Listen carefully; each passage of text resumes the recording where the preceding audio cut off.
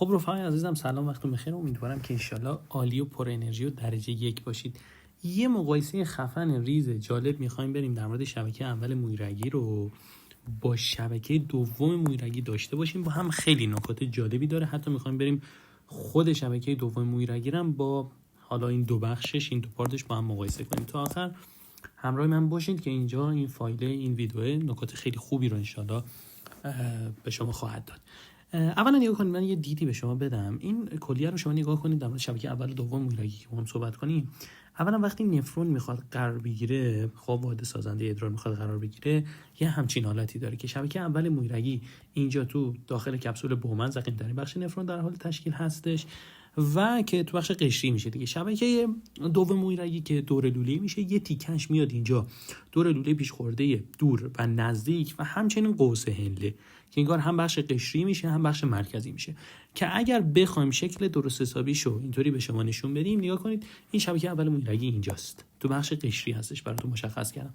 شبکه دوم مویرگی داره دو پارت داره دیگه، یه پارتش اینجا تو بخش مرکزی افتاده، یه پارتش هم مجدد تو بخش قشری افتاده. بریم نکات مقایسه‌ایش رو با هم بررسی کنیم. نگاه کنید اولین مورد که میاد، نامای مختلفی از شما میپرسه. شبکه اول مویرگی خب شما میدونید کلافک یا گلومرول بهش گفته میشه. شبکه دوم مویرگی هم که شبکه حالا دور لوله‌ای بهش میگن. این اوکی. بعد نگاه کنید محل قرارگیری رو همین الان دیگه با هم صحبت کردیم دیگه. داخل کپسول بومن یا ضخیم‌ترین بخش نفرون قرار میگیره. این شبکه دوم مویرگی دور لوله پیچ خورده نزدیک و دور و همچنین یه تیکش اینجا قرار میگیره، یه تیکه دیگه‌اش اینجا دور حالا قوس هنله یا لوله هنله قرار میگیره. در کدام بخش کلیه مشاهده میشه؟ شبکه اول مویرگی رو که گفتیم اینجا که بود تو بخش چیچی بود، قشری بود. نگاه کنید اینجا که بود تو بخش چیچی بود، تو بخش قشری بود. شبکه دوم هم بخش قشری و هم بخش چیچی دیده میشه، مرکزی دیده میشه. پس اینم که تیکاشو خورد که دیگه یاد گرفتیم. رگ ورودی به اون، خب رگ ورودی به اون به شبکه اول مویرگی چیچی میاد؟ یه سرخ رگی میاد که ضخامتش بیشتر به نام سرخ رگ آوران. شبکه دوم مویرگی یه رگ اینطوری داره واردش میشه که به نام سرخ رگ چیچی واوران هستش که اینم دیگه بررسیش با هم کردیم. رگ خروجی از اون، خب رگ خروجی از اون که ما داریم نگاه میکنیم این شبکه اول هستش. خب رگ خروجی از اون چیچی میشه؟ واوران میشه. رگ خروجی از شبکه دور لوله‌ای چیچی میشه؟ این سیاه رگه میشه.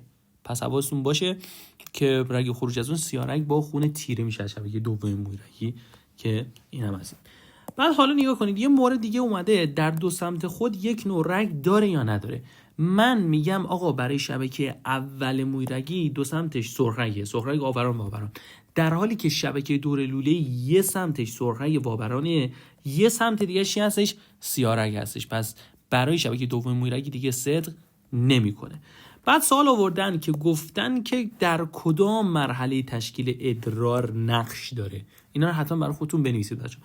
خب این شبکه اول مویرگی تو تراوش نقش داره دیگه، مشخص مواد رو اینطوری پرتاب میشن میان اینجا. شبکه دوم بچه‌ها در ارتباط با ترشح و چیچی هستش، بازجذب هستش. یه سری مواد از این شبکه هنوز وارد نفرون میشن و یه سری مواد از نفرون دوباره برمیگردن که بازجذب میشن. خب پس شبکه دوم در ارتباط با دو تا فرآیند، شبکه اول در ارتباط با یه دونه فرآیند هستش که دیگه با هم بررسی کردیم. میگه جابجایی مواد با درون گردیزه به چه صورتی هستش؟ نگاه کن شبکه اول یه طرف هست چون فقط تراوش داریم، پرتاب میکنه به داخل نفرون. ولی شبکه دور لوله شبکه دوم یه سری مواد رو پرتاب میکنه به داخل نفرون که ترشح نام داره و یه سری مواد رو برمیگردونه که بهش میگن بازجذب. پس اینجا میگه جابجایی مواد با درون گردیزه به چه صورتی هستش؟ میگیم شبکه اول مویرگی به صورت یک طرف است، شبکه دوم مویرگی به صورت چی هستش؟ دو طرف است. نوع مویرگ خونی، نگاه شبکه اول مویرگی رو که به ما گفته، خب کلافک یا گلومرول به ما گفته که ضخیم‌ترین قشای پایه یعنی به صورت منفذدار هستش. شبکه دور لوله یا شبکه دوم رو هم که این بخش هستش که یه تیکش بالا بود یه تیکش پایین بود که الان با هم می‌خوایم مقایسه کنیم، حواستون باشه بچه‌ها اینم منفذدار میتونیم در نظر بگیریم. البته تو کتابای حالا ان شاء الله برین دانشگاه میتونین یه قسمتشو منفذدار در نظر بگیرید، یه قسمتشو پیوسته در نظر بگیرید، ولی مثلا یه تستی چیزی دادن میتونه اینجا که دیگه مشخص منفذدار هستش، اینجا رو ما چی در نظر میگیریم؟ منفذدار در نظر میگیریم که ضخیم‌ترین قشای پایه رو هم داره. بعد نوع بافتش، خب شبکه مویرگی هستن. شبکه مویرگی هم که از چی تشکیل شده؟ سنگ فرشی چیچی بافت پوششی سنگ فرشی تکلایی که سلولای سوراخ هستن، منفذدار هستن. بعد نگاه کن نوع چیچی رو داریم میخوایم بررسی کنیم، نوع خون رو میخوایم بررسی کنیم. خب شبکه اول مویرگی بچه‌ها صرفا خون روشن رو داره. شبکه اول مویرگی بین دو تا سرخ رگ هستش و صرفا خون چیچی رو داره، روشن رو داره. ولی شبکه دور لوله‌ای بچه‌ها اینجاها و اینجاها خون روشن داره و از یه جایی به بعد خون تیره داره. پس انگار هر دو نوع خون رو داره دیگه. پس حواستون به این مورد هم باشه که این صرفا شبکه اول مویرگی یه نوع فقط روشن رو داشت، بعد اون یکی دیگه ابتدا روشن داشت سپس تیره میشد.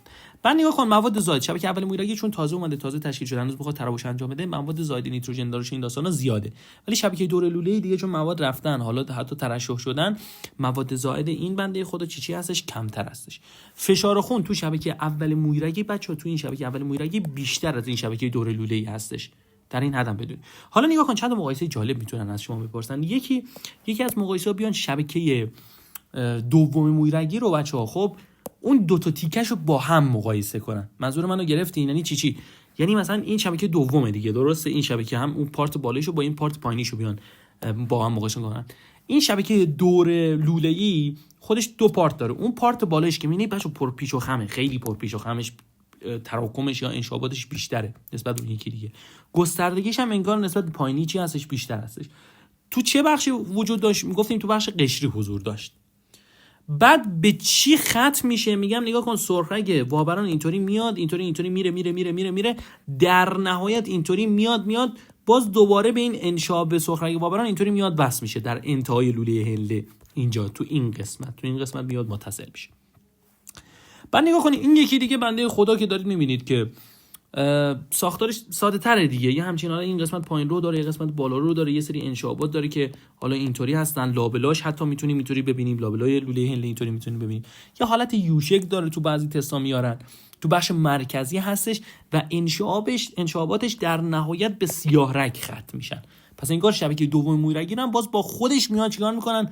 مقایسه. رفقای من یه دونه نکته دیگه هم حواستون باشه، بهتون میگه کدوم شبکه مویرگی در ارتباط با بازیت و ترشح توی مجرای جمع کننده است که شما میدونید این مجرای جمع کننده در ارتباط با این شبکه دومه هستش. خب که به صورت غیر مستقیم، حالا مستقیم درسته که دورش پیچیده نشده، ولی به صورت غیر مستقیم با این شبکه دوم یا شبکه دور لوله‌ای در ارتباط این یه مقایسه خفن و درجه 1 بود که با هم اینجا داشتیم. امیدوارم استفاده کرده باشید. اگه مطلب جدید داشت حتما برای خودتون یادداشت کنید.